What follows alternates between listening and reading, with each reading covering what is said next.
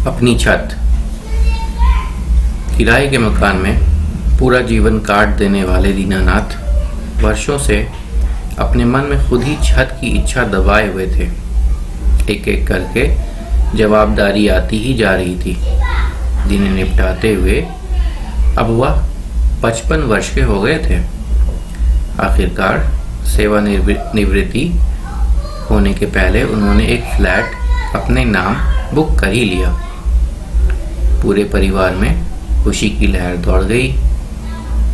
दीनानाथ के बूढ़े माता पिता की खुशी का ठिकाना न रहा। उन्हें लग रहा था कि जीते जी वह भी अपनी स्वयं की छत के नीचे कुछ दिन रह लेंगे। दीनानाथ ने बिल्डर को अपने पास की जमा पूंजी तथा बैंक से कुछ कर्जा लेकर पैसा दे दिया। अब उन्हें हर महीने अपने मकान का किराया देने के अतिरिक्त बैंक की किस्त भी चुकानी होती थी। दीनानाथ की दोनों बेटियों का विवाह हो चुका था, लेकिन माता पिता के अत्यंत वृद्ध होने के कारण उनकी दवाओं का खर्चा लगा रहता था। एक बेटा भी था, किंतु वह मंद बुद्धि था। दीनानाथ और उनकी पत्नी उर्मिला हर 15 दिन में अपना नया फ्लैट देखने पहुंच जाते थे। बिल्डर से उनका सदैव एक ही प्रश्न होता था, साहब मकान कब हमें मिल पाएगा? तब बिल्डर का भी एक ही जवाब होता, दीनानाथ जी चिंता क्यों करते हैं, छोटे छोटे अंदर के काम में बड़ा वक्त लगता है, बस जल्दी करवा देता हूँ, कुछ ही महीनों में चाबी आपके हाथों में होंगी। दीनानाथ बिल्डर की बातों से खुश होकर घर लौट जाते, इस उम्मीद में कि चलो कुछ ही महीनों की बात है। जहाँ पूरा जीवन किराए के फ्लैट में बीत गया, कुछ महीने और सही। किंतु जिस महीने का इंतजार वे कर रहे थे वह आ ही नहीं रहा था। दीनानाथ की बेचैनी दिन प्रतिदिन बढ़ रही थी, साथ ही पिता की तबीयत भी बिगड़ती जा रही थी।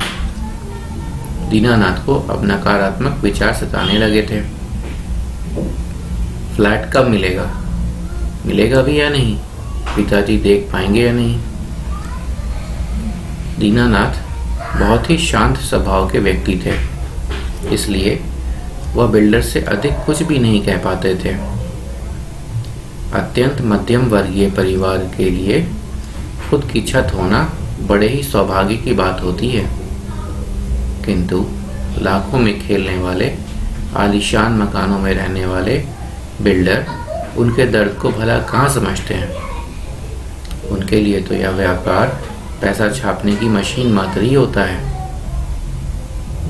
देखते देखते 5 वर्ष बीत गए। अब तक दीनानाथ सेवानिवृत्त हो चुके थे। अब उन्हें मानसिक तनाव के साथ ही साथ आर्थिक तंगी से भी जूझना पड़ रहा था। इस दौरान उनके पिता भी अपनी अधूरी इच्छा के साथ स्वर्ग सिधार गए। पति के स्वर्गवास के पश्चात दीनानाथ की माँ ने भी बिस्तर पकड़ लिया। वह दीनानाथ से हमेशा कहती, बेटा इस बिल्डर ने तो हमें लूट ही लिया, मुझे तो लगता है उसकी नीयत ही खराब है, तू पुलिस में शिकायत दर्ज करवा दे। नहीं माँ, दुश्मनी नहीं पाल सकते, वह बड़े लोग हैं, प्यार से ही काम करना पड़ेगा, हम कहाँ कोर्ट कचहरी के चक्कर में पड़ेंगे। सोमवार का दिन था। सुबह समाचार पत्र पढ़ते समय अचानक दीनानाथ की आंखें बड़ी हो गई। मुख्य पृष्ठ पर लिखा था, बिल्डर फरार। दीनानाथ के पांव के नीचे से जमीन खिसक गई। बताएं भी तो किसे, बूढ़ी पत्नी को, या बिस्तर पर पड़ी बूढ़ी बीमार माँ को, या फिर उस बेटे को जिसे ज्यादा कुछ समझ ही नहीं आता।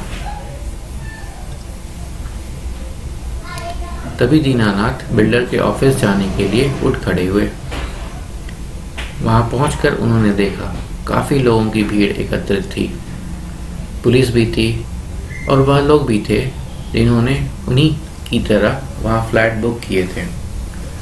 सबने मिलकर थाने में शिकायत दर्ज करवाई तथा सरकार से जल्दी कानूनी कार्यवाही करने की मांग की।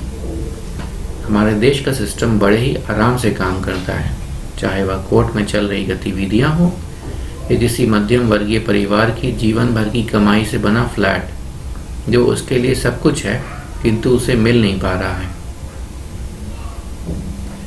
कार्यवाही अपनी धीमी गति से चलती रही, किंतु वक्त अपनी रफ्तार से बढ़ता रहा।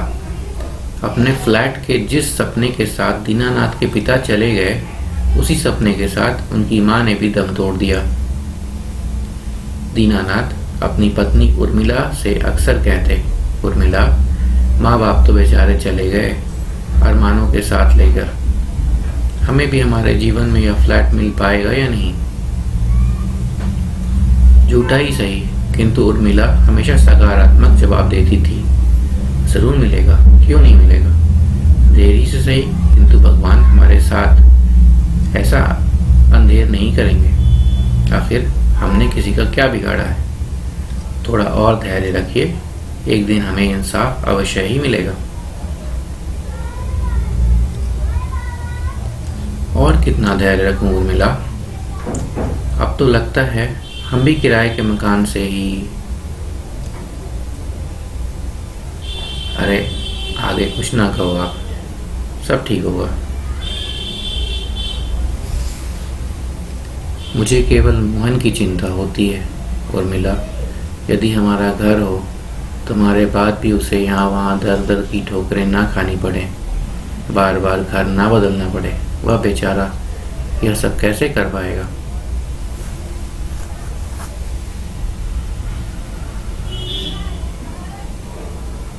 कुछ ही दिनों में वह बिल्डर पकड़ा गया और कोर्ट के हस्तक्षेप से सभी को उनके फ्लैट की चाबी भी मिल गई।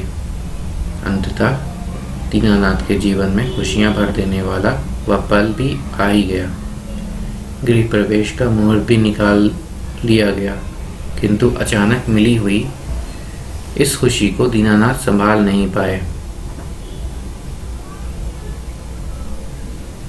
दीनानाथ को उनके जीवन काल में ही फ्लैट मिल जाने की खबर से जो सुकून मिला, उसकी खुशी का एहसास शायद वही समझ सकते थे। जाने के वक्त उन्हें इतना इत्मीनान था कि उनकी पत्नी और बेटा अब खुद की छत के नीचे पूरा जीवन व्यतीत कर पाएंगे। वह यह खुशी अपने साथ लेकर गए और यह खुशी ही उनकी पत्नी और बेटे के लिए आगे जीने का सहारा बन गई। उर्मिला और मोहन अपने घर में रहने पहुंच गए, किंतु वहां दीनानाथ और उनके माता पिता की केवल तस्वीर ही पहुंच पाई। और यह हमारे समाज का शर्मिंदा कर देने वाला कड़वा सच है। ऐसे प्रहार एक मध्यम वर्गीय साधारण से परिवार को तोड़ कर रख देते हैं। एक तरफ घर का किराया बढ़ता जाता है, दूसरी तरफ घर के लिए लिया हुआ कर्ज उतारते उतारते दम ही निकल जाता है। ऐसे में बिल्डर यदि नापाक इरादा रखने वाले हों तो हाल वैसा ही होता है जैसा दीनानाथ के परिवार का हुआ।